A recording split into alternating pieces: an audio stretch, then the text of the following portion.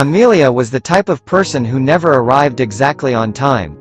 If a meeting started at noon, she arrived at 11:45. So on the morning of her meeting with Jim, she stepped through the gates of the amusement park 15 minutes early, wearing her favorite jagged jeans and a faded baseball cap. Around her, children raced toward roller coasters while families drifted through the sea of colorful attractions. Amelia tried to look relaxed, but every passing minute made her heart beat a little faster. 1.756 had been running out of the boy. It was the first man. The boy turned up in sound of the boy. It was the first fast wait and forced 747. Okay, somewhere in the noise was the voice she had spent months imagining.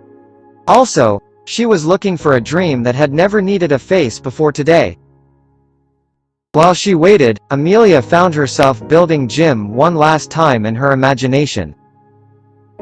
Maybe he was carrying a backpack stuffed with books.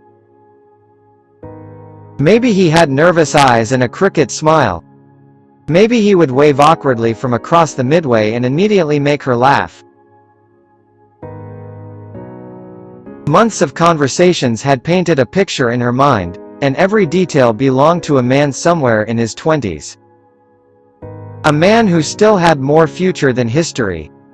The problem with dreams is that they never ask permission before becoming expectations. A few yards away, a man stepped through the crowd and immediately drew attention without asking for it. He was tall, broad-shouldered, and carried himself with the quiet confidence of someone accustomed to being obeyed. The silver hair framed a face marked not by age, but by experience. 4 decades of discipline had left his body stronger than most men half his age, and the simple clothes he wore did little to hide his commanding presence. Behind him, several people wandered the park pretending to enjoy the attractions. To everyone else, they were strangers. To Arthur Bricks, they were security. Arthur spotted Amelia almost immediately. She looked exactly like her photographs: jagged jeans, baseball cap, and eyes that still carried the hopeful nervousness of someone expecting a different future. For a moment, he simply stood there watching her. The lie suddenly felt heavier than it ever had behind a computer screen. The blue room had allowed him to borrow another life. A younger life. A simpler life. But there was no screen left between them now.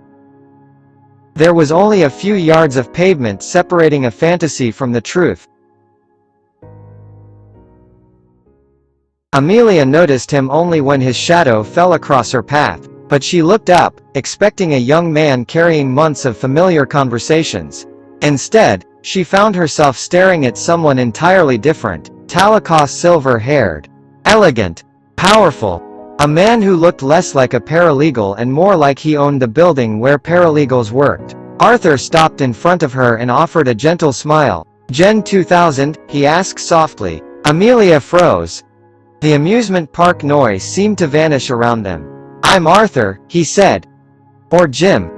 Then, seeing the surprise spread across her face, he added, "I know this is a surprise. Give me 1 hour to explain why I lied. If you still want to leave after that, I'll never talk to you again. I'll never chat with you again." The boy made of words was gone. The truth had finally arrived.